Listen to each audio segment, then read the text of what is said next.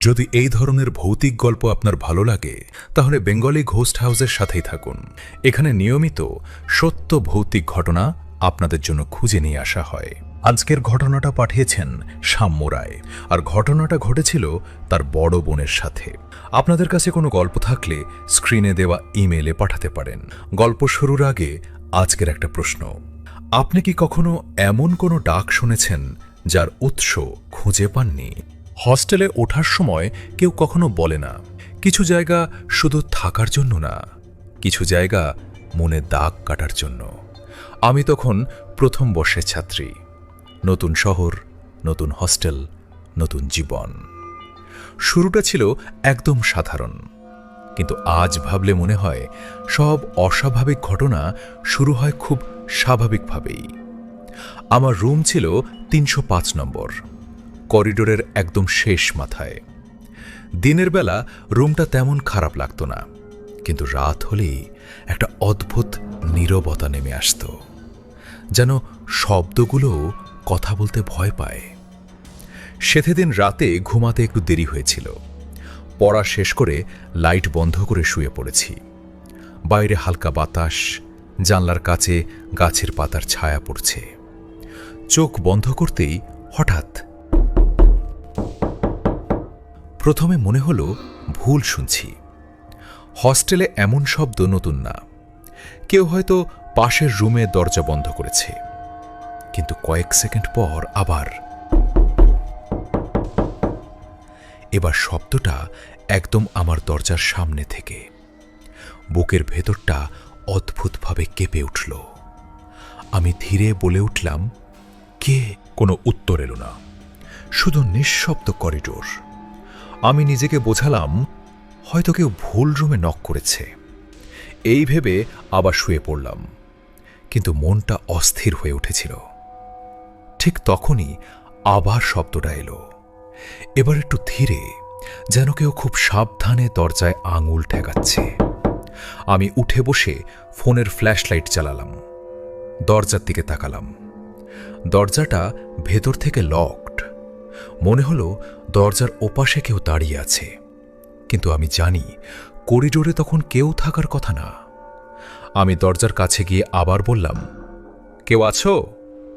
উত্তর এলো না, কিন্তু সেই নীরবতার মধ্যেই আমি একটা জিনিস টের পেলাম।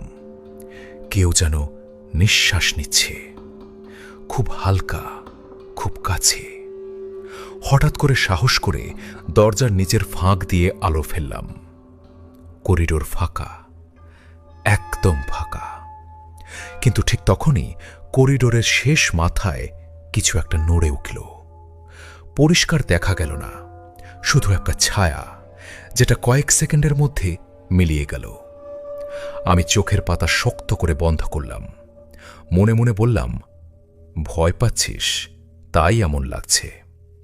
সেই রাতে আর ঘুম আসেনি। এরপর থেকে ব্যাপারটা নিয়মিত হয়ে গেল। প্রতিদিন প্রায় একই সময়ে রাত গভীর হলেই দরজায় নক।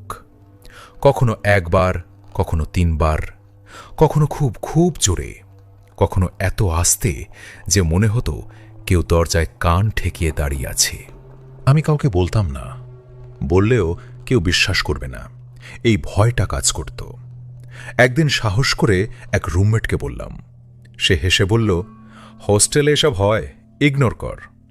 আমি ইগনোর করার চেষ্টা করেছি, কিন্তু একটা প্রশ্ন মাথার ভেতর ঘুরত, যদি সত্যিই কেউ না থাকে তাহলে ডাকটা আসে কোথা থেকে?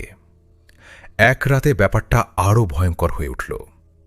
নকের পর আমি স্পষ্ট একটা ফিস ফিসে আওয়াজ শুনলাম, খুব নিচু কিন্তু পরিষ্কার।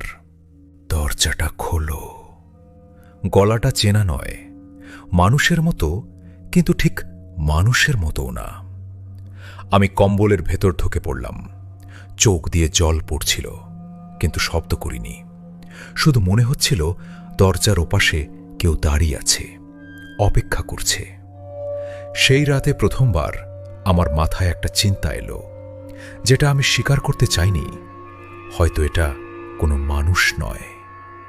সেই রাতের পর থেকে আমি আর আগের মতো ছিলাম না। দিনের বেলা সবকিছু স্বাভাবিক লাগলেও সন্ধ্যা নামলেই বুকের ভেতর একটা অজানা চাপ জমে উঠত।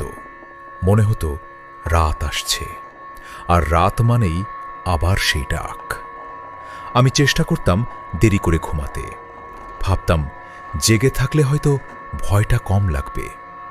কিন্তু যত রাত বাড়ত তত হোস্টেলটা অদ্ভুতভাবে নিস্তব্ধ হয়ে যেত।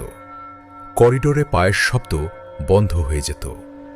দূরের রুমগুলোর আলো একে একে নিভে যেত। আর ঠিক তখনই সেই পরিচিত সময়। সেদিন রাতেও ঠিক তাই হলো। আমি বিছানায় বসেছিলাম, বই খুলে রেখেছিলাম, কিন্তু পড়া হচ্ছিল না। হঠাৎ একবার, তারপর একটু থেমে, এইবার আর উঠে দরজার দিকে যাইনি, শুধু বসে রইলাম। বুকের ভেতরটা ধুক ধুক করছিল। কয়েক সেকেন্ড নীরবতা। আমি মনে মনে ভাবলাম হয়তো আজ আর কিছু হবে না। ঠিক তখনই দরজার ওপাশ থেকে খুব ধীরে একটা কথা ভেসে এলো। আমি জানি তুমি ভেতরে আছো।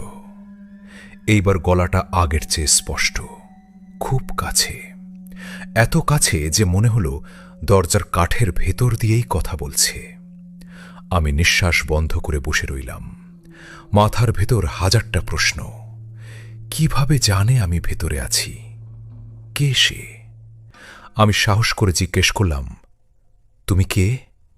কয়েক সেকেন্ড নীরবতা। তারপর উত্তর এলো, আমি এখানেই থাকতাম। এই কথাটা শোনার পর আমার শরীর ঠান্ডা হয়ে গেল। হস্টেলের পুরনো গল্পগুলো মনে পড়ে গেল। সিনিয়রদের মুখে শোনা কথা, এই বিল্ডিংটা নাকি অনেক পুরনো, আগে এখানে অন্য হস্টেল ছিল, কিছু অঘটনও নাকি ঘটেছিল। তখন এসবকে গুজব ভেবেছিলাম, কিন্তু এখন? আমি আবার জিজ্ঞেস করলাম, কোন রুমে? দরজার ওপাশ থেকে একটা নিঃশ্বাসের শব্দ এলো। তারপর খুব নিচু স্বরে, তোমার রুমেই। এই কথাটা শোনার পর আমি আর নিজেকে ধরে রাখতে পারিনি। চোখ দিয়ে জল পড়তে লাগলো। আমি দরজার দিকে তাকিয়ে রইলাম, যেন দরজাটা আমার দিকে তাকিয়ে আছে। হঠাৎ দরজার নিচের ফাঁক দিয়ে একটা ছায়া নড়ে উঠল, ধীরে, খুব ধীরে। মানুষের পায়ের মতো নয়, লম্বা, টানা টানা। আমি পিছিয়ে গেলাম, বিছানার একদম কোণায় গিয়ে বসে পড়লাম। সেই রাতে আর কোনো শব্দ হয়নি, কিন্তু তার পরের দিন থেকেই জিনিসগুলো বদলাতে শুরু করল। আমি লক্ষ্য করলাম রুমে ঢুকলেই একটা ঠান্ডা ভাব লাগে। জানালা বন্ধ থাকলেও পর্দা নড়ে। মাঝে মধ্যে মনে হয় কেউ আমার পেছনে দাঁড়িয়ে আছে। ফিরে তাকালেই কিছু নেই। একদিন সাহস করে হস্টেল অফিসে গিয়ে জিজ্ঞেস করলাম, এই বিল্ডিংয়ে আগে কি কিছু ঘটেছিল? কেউ ঠিক করে উত্তর দিল না, শুধু বলল, এইসব কথা মাথায় নিও না। কিন্তু একজন ওয়ার্ডেন অনেকটা নিচু স্বরে বললেন, ৩০৫ নম্বর রুমে একসময় এক ছাত্রী থাকত, সে একা থাকত। তারপর একদিন। তিনি কথা শেষ করেননি, শুধু চুপ করে আমার দিকে তাকিয়েছিলেন। সেই রাতটাই ছিল সবচেয়ে ভয়ঙ্কর। রাত অনেক হয়ে গেছে। আমি লাইট জ্বালিয়েই শুয়েছিলাম। হঠাৎ দরজায় কোনো নখ হলো না, বরং খুব ধীরে দরজার হাতলটা নড়ে উঠল। আমি উঠলাম না, শুধু তাকিয়ে রইলাম। হঠাৎ দরজার ওপাশ থেকে সেই গলাটা এলো, একদম ফিসফিস করে, আজ দরজা খুলবে? আমি চোখ বন্ধ করলাম, মনে মনে বললাম, না না। কিন্তু ঠিক তখনই দরজার ওপাশ থেকে কথা শুনলাম, যেটা আমি কাউকে কোনোদিন বলিনি। আমার ছোটবেলার একটা ঘটনা, খুব ব্যক্তিগত, কেউ জানার কথা না। সেই মুহূর্তে আমি বুঝে গিয়েছিলাম এটা কোনো সাধারণ কিছু না, এটা মানুষ না। হঠাৎ করিডোরে আলো জ্বলে উঠল, কারো পায়ের শব্দ। দরজার ওপাশের উপস্থিতিটা যেন পিছিয়ে গেল। একটা ঠান্ডা হাওয়া রুমের ভেতর আসলো। সেই রাতের পর আর কোনো নখ শোনা যায়নি। কয়েকদিন পর আমাকে রুম বদলাতে দেওয়া হয়। ৩০৫ নম্বর রুমটা এখনো খালি পড়ে আছে। আমি আজও জানি না সেদিন দরজার ওপাশে কে ছিল, কিন্তু একটা কথা জানি, কিছু ডাকের উত্তর না দেওয়াই ভালো, কারণ সব ডাক মানুষের হয় না।